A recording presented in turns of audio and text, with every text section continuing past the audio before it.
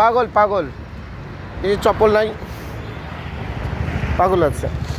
ও ভাইয়া উঠো উঠো, না না ঠান্ডার মধ্যে কুকড়ায় আছে। উঠো, খানা লেখা উঠো উঠো। চলতে চলতে দেখি যে একটা দাদা এরকম রোডের পাশে বস্তা দিয়ে শুয়ে আছে।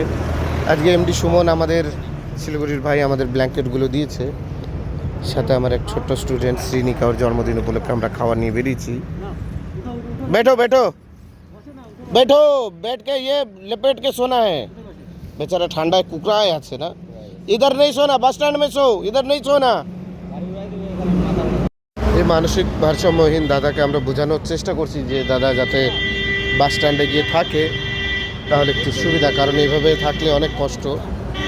আর এমডি সুমনকে অনেক ধন্যবাদ যে আমাদের অনেক ভালো ব্ল্যাঙ্কেট দিয়েছে, যেগুলো আমরা এই সমস্ত মানুষের প্রচুর উপকারে লাগবে, যেহেতু উনি ফিল করতে পারছে ঠান্ডা কাপড়ের ভিতরেও পা ঢুকিয়ে বসে আছে বেচারা।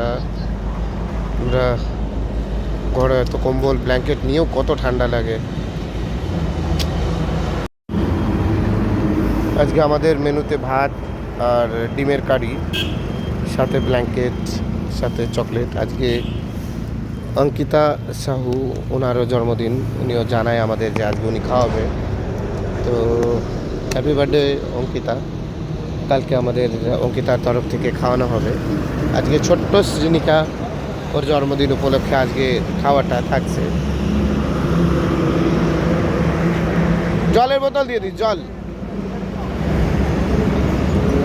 দেখ আমাদের সার্থক খাওয়াটা, মানে এর মতো মানুষকে দিতে পারলে কি বলো তো, সার্থক একদম একদম রেডি।